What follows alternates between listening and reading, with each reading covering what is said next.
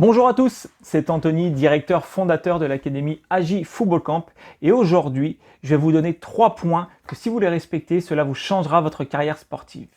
Mais avant ça, n'oubliez pas de vous abonner à la chaîne et de cliquer sur la cloche pour être tenu au courant des différentes notifications et de tout ce qui se passe sur notre chaîne. Aujourd'hui, comme je vous l'ai dit, l'objectif de cette vidéo est vraiment de vous apporter des éléments, 3 en l'occurrence, qui sont liés sur des aspects mentaux et sur toute votre attitude. Cela est dû en fait à de nombreuses années passées sur les terrains en tant que joueur ou en tant qu'entraîneur et par chance dans différents pays, sur différents continents. Et malheureusement, je me rends compte que peu importe où on se trouve, que ce soit en Europe, que ce soit en Amérique du Nord, que ce soit en Amérique du Sud, en Afrique, etc., il y a une chose qui me revient souvent, enfin notamment 3 choses qui me reviennent souvent et c'est les 3 points que j'aimerais partager avec vous aujourd'hui. Votre premier point, ça va être de trouver votre pourquoi. Beaucoup trop souvent, je vois des joueurs qui viennent à l'entraînement, qui vont en match, qui s'inscrivent dans des clubs, qui jouent parce qu'ils aiment le foot, parce que voilà, ça les rend heureux. Mais pour discuter avec plusieurs d'entre eux, malheureusement, et c'est une faute, je ne comprends pas ou je ne trouve pas leur pourquoi. Si vous trouvez votre pourquoi, vous pourrez tout de suite augmenter votre motivation liée à l'atteinte de votre objectif. Je prends un exemple. Si votre objectif est de vivre de votre passion, vivre de football, donc jouer professionnellement, et que votre pourquoi est je veux être professionnel parce que cela m'amènera une certaine sécurité en termes de vie, en termes de financièrement. Voilà, ça va me permettre par exemple, de voyager, ça va me permettre de pouvoir aider ma famille, etc., etc. Moi, ce que je vous recommande, encore une fois, c'est de lister vos pourquoi sur une feuille et de le mettre dans votre chambre, dans votre salon, où vous voulez, mais que vous le voyez régulièrement.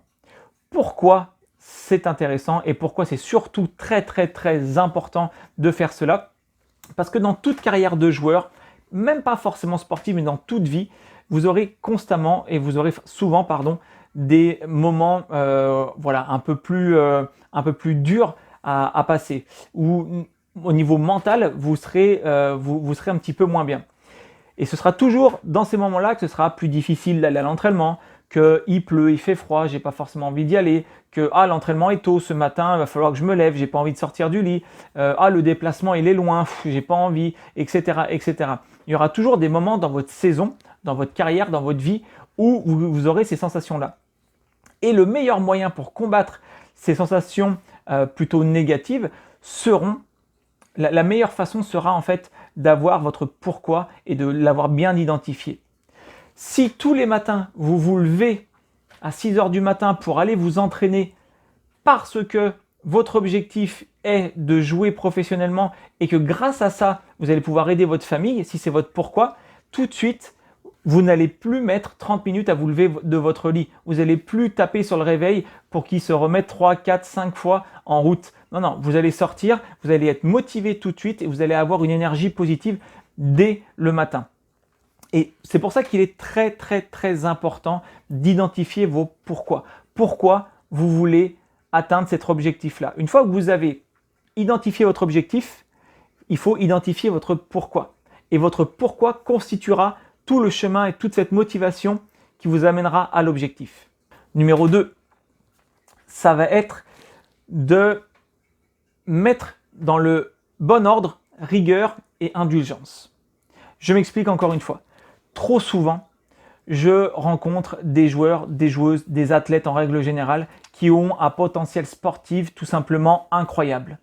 Je connais beaucoup de joueurs malheureusement qui ne sont pas professionnels qui en termes de capacité, en termes de talent sont nettement supérieurs à des joueurs professionnels que je connais également.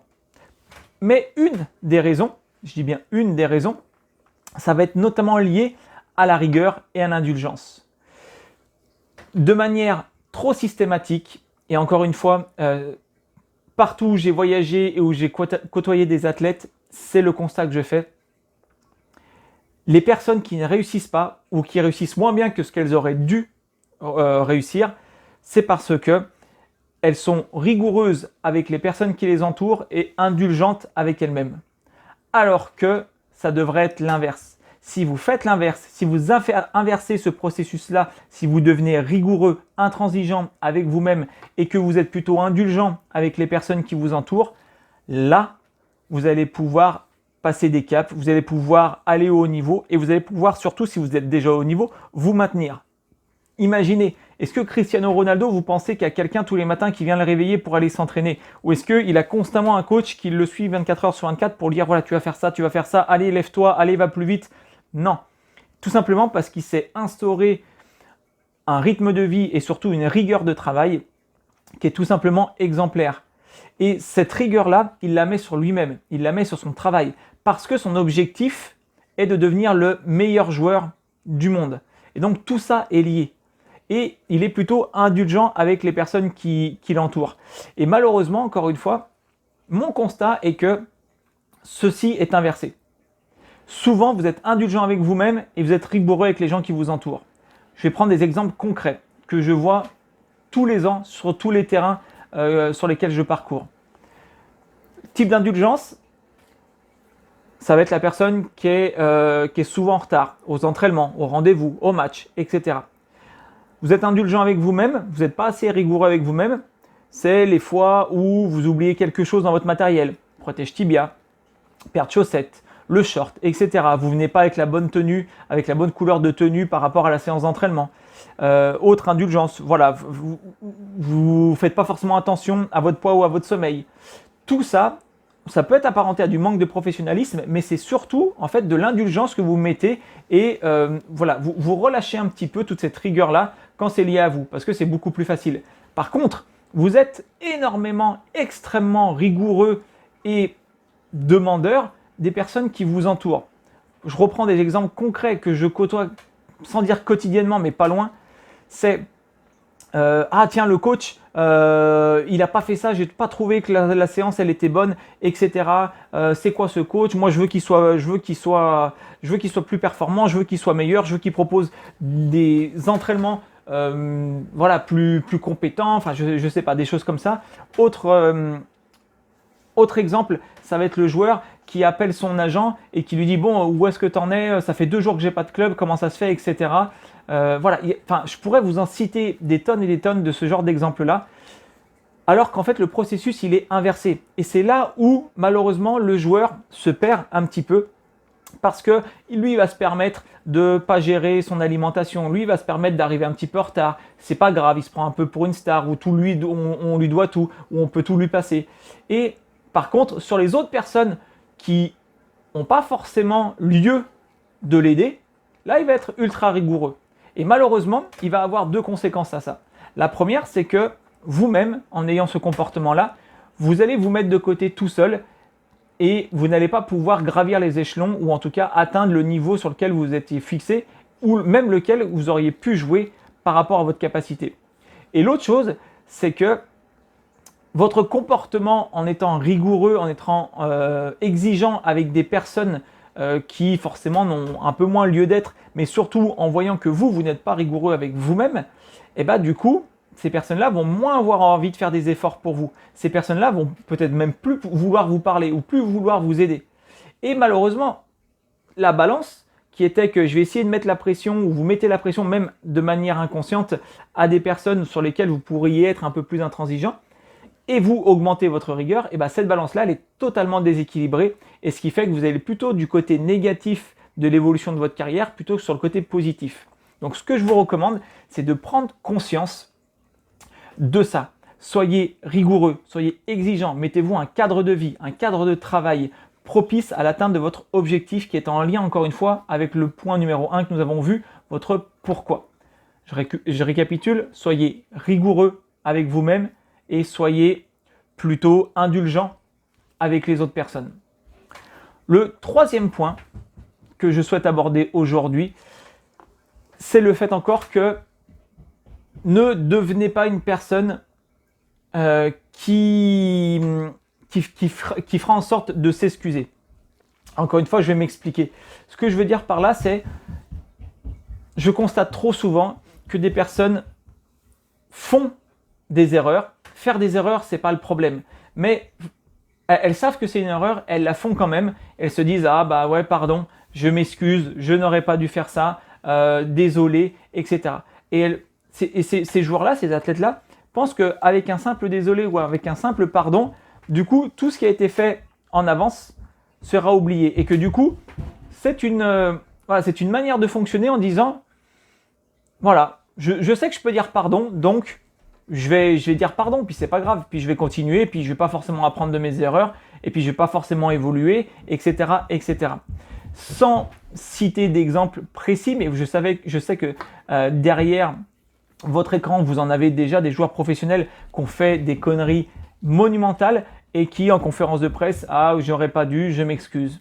Bah ouais, mais moi dans ma position de directeur d'académie, dans ma position de coach, aujourd'hui, je préfère avoir un joueur qui n'est pas à s'excuser parce qu'il ne fait pas des fautes volontairement ou des fautes grotesques, plutôt qu'un joueur qui va se permettre de tout faire parce que dans sa tête, le fait de dire « je suis désolé » va tout arranger. Donc, pour récapituler ce point-là, faites en sorte de ne pas avoir à vous excuser. Et ça va jouer grandement sur deux aspects. Un aspect tout simplement personnel. C'est-à-dire qu'à chaque fois, vous allez chercher à faire les meilleures choses. Et donc, forcément, vous allez évoluer dans le bon sens. Le deuxième point, c'est qu'au bout d'un moment, un coach, un directeur sportif, un président de club, il va peut-être tout simplement en avoir marre de votre comportement et qu'il va peut-être accepter une excuse ou un désolé ou un pardon monsieur, etc. Mais peut-être que la deuxième fois, ce sera plus acceptable. Et donc, il va vous virer du club tout simplement. Donc, vous voyez bien qu'avec ces deux choses-là, forcément, ça va vous amener vers un point plutôt négatif. Soit vous allez vous faire virer du club, soit ça va pas forcément bien se passer avec l'entourage. Par exemple, là où vous avez fait votre erreur, que ce soit avec le coach, avec les coéquipiers, etc. Donc, si vous comprenez bien là où je veux en venir, ces 3 points, trouvez votre pourquoi, soyez rigoureux avec vous-même et indulgent avec les autres, et faites en sorte de ne pas avoir à vous excuser. Si vous changez ces 3 choses dans votre comportement, dans votre attitude, dans votre état d'esprit, je vous garantis que vous allez évoluer beaucoup plus que vous ne le pensez. Comme je l'ai annoncé, à la fin de cette vidéo, je vais vous mettre quelques secondes une image qu'on appelle l'iceberg du footballeur, avec la partie visible, donc la partie, on va dire que les fans, les supporters, les personnes qui s'intéressent un petit peu au foot voient le succès, l'argent, etc. Et la partie immergée, ce que personne ne voit, hormis vous et moi, donc les pratiquants, tout ce que l'on fait, tout ce que l'on doit faire pour atteindre toute cette partie visible qui est au final minime et infime par rapport à tout l'investissement qui est mis. Je vous la partage juste après en fin de vidéo. N'oubliez pas de vous abonner à la chaîne, de nous suivre. Si vous avez des commentaires, si vous avez des réflexions, si vous voulez nous faire part de quelque chose, n'hésitez pas à nous les mettre en commentaire. On se fera une joie d'y répondre. Je vous mets également dans la description de cette vidéo le lien de notre site internet où vous pouvez retrouver notre fonctionnement. Vous pouvez retrouver nos différents programmes, mais vous pouvez également retrouver tout un espace de formation et de modules de formation qu'on vous propose avec toute l'équipe de l'académie. On vous a mis en place des formations sur la nutrition spéciale pour le footballeur, de la formation sur la musculation pour le footballeur, sur la préparation mentale, sur la communication, sur voilà, plein de choses comme ça. Vous pouvez retrouver directement ça sur notre site dans la rubrique formation. Quoi qu'il en soit, je vous remercie de m'avoir suivi jusqu'à la fin de cette vidéo. Je vous laisse regarder l'image de l'iceberg du footballeur et je vous dis à très vite pour une prochaine vidéo. Bye.